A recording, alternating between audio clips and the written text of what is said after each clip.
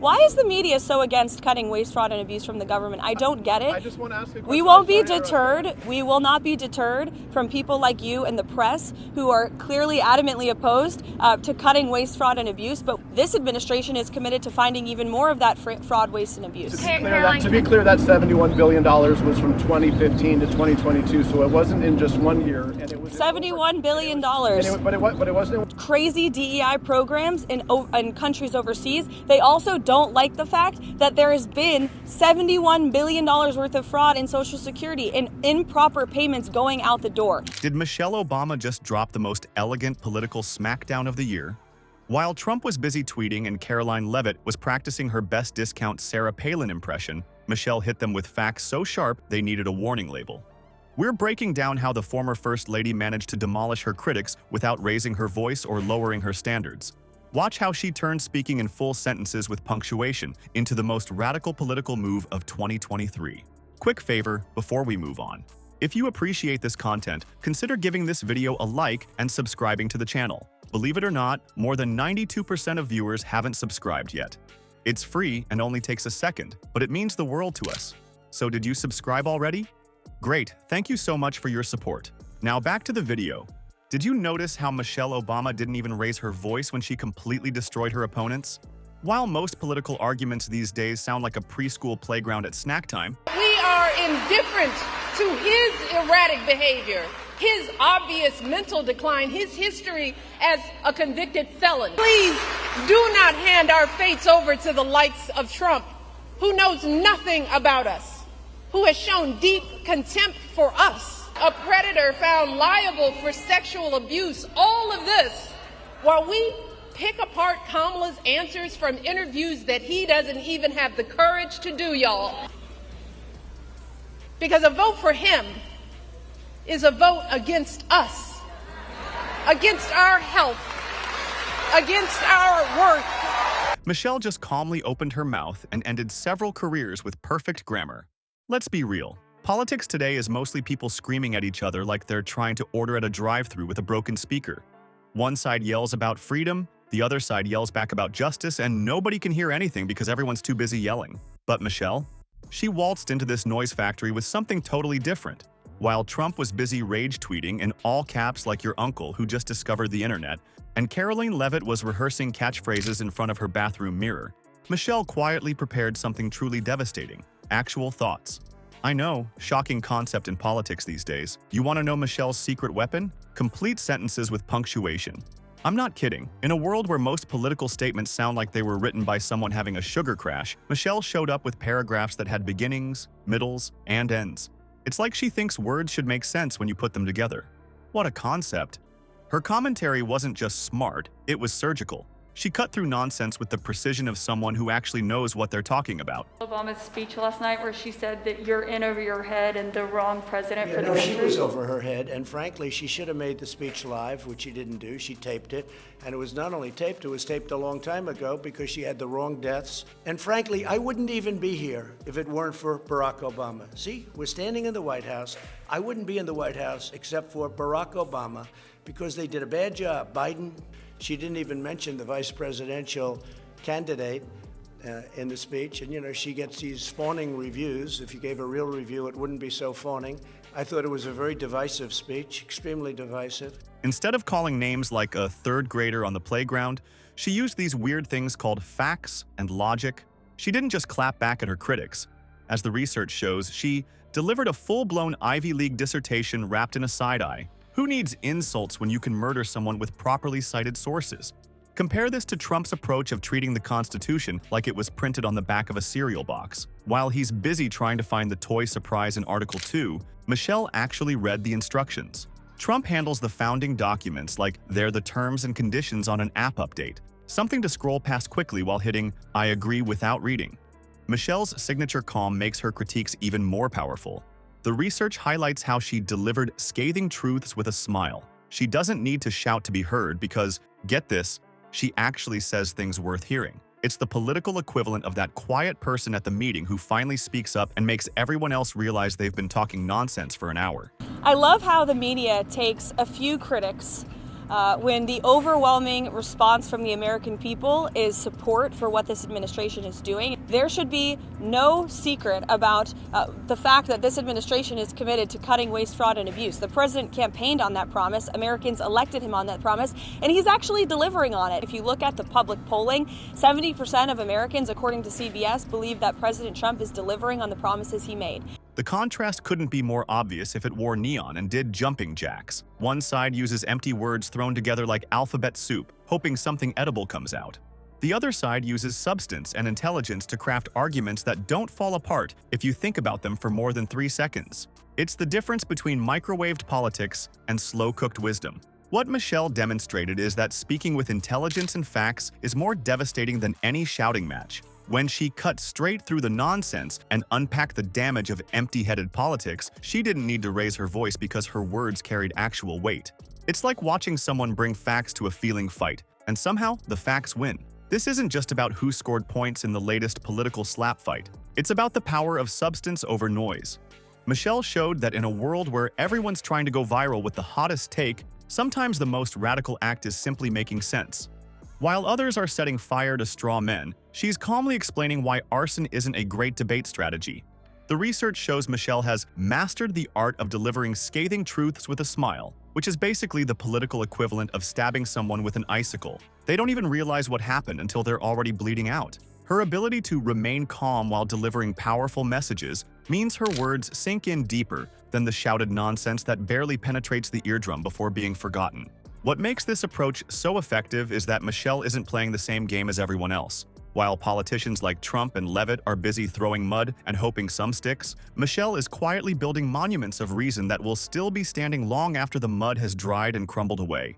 She demonstrates that the real power move in politics isn't who can shout the loudest. Actually be dangerous just to bring them back to their countries. Their countries weren't accepting them back until I came. You know, with Barack Hussein Obama, I call him the Great Divider.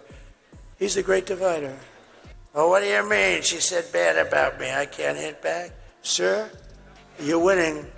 Just relax. Is that good or bad advice? And Michelle hit me the other day. I was so nice to her. Out of respect, I was so nice. She hit me the other day. I was going to say to my people, am I allowed to hit her now? It's who can think the clearest. What happens when you try to fight Michelle Obama with just catchphrases and no substance? Well, ask Karoline Leavitt, who just learned this lesson the hard way. It's like watching someone bring a plastic spork to a knife fight and then acting surprised when they get stabbed. Leavitt positioned herself as this fierce critic of the Obamas and Democrats. She charged into the political arena like she was auditioning for a Fox News hosting gig, all confidence and zero facts. She's that person who reads one article about a topic and suddenly thinks she's an expert. You know the type. They've got opinions louder than their knowledge. The problem is her whole approach seems to be straight from a playbook ghost-written by a Twitter troll. I'm not making this up. That's literally how her strategy got described. Imagine getting your political advice from the comments section of YouTube. That's basically what Leavitt did. Her main goal wasn't to discuss actual issues or policies. Nope. She just wanted to score points by making Democrats mad. That's not politics. That's just being annoying on purpose. Leavitt's entire focus centered on these anti-woke talking points and owning the libs, which missed something super important, having an actual point. She acts like yelling into a microphone and making liberals angry is somehow a legislative agenda. Newsflash, it's not. It's just noise pollution with a side of self-importance. When Leavitt went after Michelle Obama, she basically brought catchphrases to a fact fight. It's like showing up to a chess tournament with a foam finger and screaming, "Defense!" while everyone else is quietly making strategic moves. Michelle's over there discussing policy impacts and constitutional principles while Leavitt's response is basically, "Yeah, but socialism bad." Not exactly the devastating comeback she thought it was. The discount Sarah Palin comparison isn't just funny. It perfectly captures what's wrong with so much of our political talk today. If the original Palin was already a simplified version of conservatism. You know what the response is there? It's like, nah. What do the ladies from North Carolina think about hit back or just relax? Huh? I've always treated her very nicely. But he's the great divider. Barack Hussein Obama, he's a great divider. But he never did, he came out same way for Hillary. How did that work out? Oh. I'd actually love to hit back, but we'll hold it a little while. We'll hold it. I'd love to hit back, but Oh, no, she took some shots at me the other day. I said, whoa, whoa, whoa, what have we here? I never heard that before. Leavitt is like the bargain bin knockoff you find at the dollar store. She's got all the prepackaged rhetoric and prepackaged patriotism of Palin, but with even less substance behind it. It's politics for people who think reading the full article is too much work. The research suggests Leavitt had only skimmed a Wikipedia article on the Constitution before deciding she was qualified to lecture others about it. That's like me watching a 5-minute YouTube video on brain surgery and then offering to operate on your grandma. Some things require actual knowledge, not just confidence and catchphrases. When Leavitt tried to attack Michelle, all she really did was show everyone how empty her own toolkit was. The source even said if ignorance were a superpower, Leavitt would be flying circles around the Statue of Liberty wearing a MAGA cape and demanding we rewrite the Bill of Rights in Comic Sans. That's not just a burn. That's a third-degree political roasting. This strategy might work great on social media where nobody reads past the headline anyway. It gets likes and shares from people who already agree with you. But it falls apart completely when faced with someone of Michelle's caliber. It's the difference between a kid playing dress-up and an actual adult with real-world experience. One looks cute for Instagram, the other one knows what they're talking about. The worst part is, Leavitt seemed to think her act was working. She didn't realize she was basically a parody of a politician, where no one was in on the joke. She thought she was landing these devastating blows against the Obama legacy, but really she was just shadowboxing with herself while everyone else watched in secondhand embarrassment. In the end, Leavitt's superficial approach to politics turned her into a caricature rather than a serious critic. She became exactly what she was trying to mock, someone who substitutes volume for substance and confidence for competence.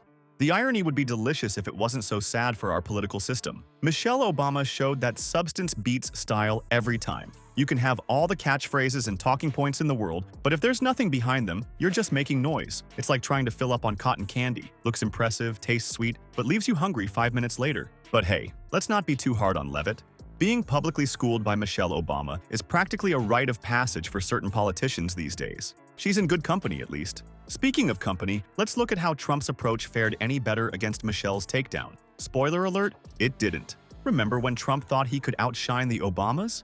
That didn't work out so well, did it? It's like watching someone try to outclass a Rolls-Royce while driving a golf cart with flame stickers. Trump showed up to the presidency thinking it was just another season of The Apprentice where he could fire anyone who made him look bad. Spoiler alert, the Constitution doesn't work that way. Trump's whole approach to politics is like a toddler's approach to sharing toys. Mine, mine, mine. Everything revolves around his ego and personal grudges. He doesn't see voters as people to serve, but as an audience to entertain and impress. The guy treats politics like it's his personal reality show where ratings matter more than results. He's that guy at Thanksgiving who somehow makes every conversation about himself, even when you're just asking him to pass the potatoes.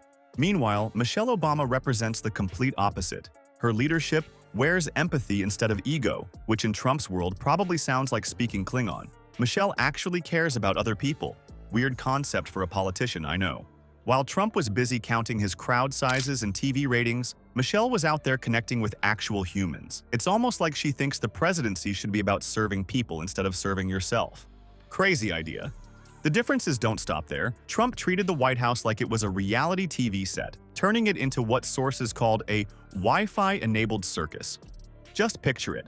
Gold toilets, fast food banquets, and a revolving door of staff getting fired faster than contestants on his old show. Meanwhile, Michelle worked to renovate its soul and planted kale in the backyard while doing it. One person turned the people's house into a monument to himself, the other person actually tried to make it better for everyone. Trump made decisions like he was playing a video game where consequences don't matter. Push this button, see what happens. Ban these people, see who complains. Fire this person on Twitter. It's like watching someone with the attention span of a goldfish try to perform brain surgery. Michelle pointed out how Trump made choices without considering what happens next. Basically, an impulsive toddler with a smartphone, but with nuclear codes. Sleep tight, America. His total lack of understanding about the job created the perfect opportunity for Michelle's critique. It's not hard to look good when your opponent is setting such a low bar. Trump thinks being president means getting to boss everyone around, when actually it's about serving everyone else. It's like he skipped orientation day and just started pushing random buttons in the Oval Office to see what they do. One of the most telling moments was when Michelle decided to skip Trump's inauguration. Sources say she chose mental health over national humiliation, which is both hilarious and deeply sad. Think about that. A former First Lady decided watching Trump get sworn in was worse for her well-being than breaking a long-standing tradition. That's not just shade, that's a total solar eclipse of shade. Meanwhile, poor Melania looked like she was attending her own funeral that day. The contrast couldn't be more obvious. The difference between Trump's performative leadership and Michelle's substance-based approach is like comparing a cheap Halloween costume to an actual police uniform. One is just for show, the other actually serves a purpose. Trump's cartoonish approach to governance makes for great memes but terrible policy. Michelle actually understands that words matter, actions have consequences, and the job is about more than just yourself. What Michelle exposed is how Trump's ego-driven politics falls apart when confronted with genuine leadership qualities. When someone measures success by how many people they've helped, rather than how many followers they have, it reveals how empty Trump's approach really is. It's like comparing someone who builds houses for the homeless with someone who just builds monuments to themselves. Both are construction projects, but only one makes the world better. Michelle didn't just survive her time in the White House. According to sources, she renovated its soul while she was there. Trump, on the other hand, just redecorated it with his own brand of chaos. One person left the place better than they found it, the other left it needing an exorcism. It's the difference between someone who sees public service as an honor and someone who sees it as an entitlement program for their ego. This fundamental contrast explains why Michelle's critique hit Trump so hard. She doesn't just disagree with his policies, she exposes the emptiness behind them. It's not just that she thinks he's wrong. She shows how he's not even playing the same game as real leaders. While Trump was busy being the star of his own show, Michelle reminded everyone what actual leadership looks like. And that's a comparison that no amount of all-caps tweeting can ever win. Michelle Obama showed us all that in a world where politicians just yell louder to be heard, clear thinking and actual facts still hit harder than any insult. She delivers scathing truths with a smile so dazzling, you forget you've just been verbally dismantled. When folks like Leavitt and Trump bring their empty words to a substance fight, they've already lost before the first punch is thrown. It's like watching someone try to win a spelling bee by just shouting random letters. Maybe the most radical political act today isn't screaming into a microphone. It's simply speaking the truth with grace and letting the facts do the damage for you.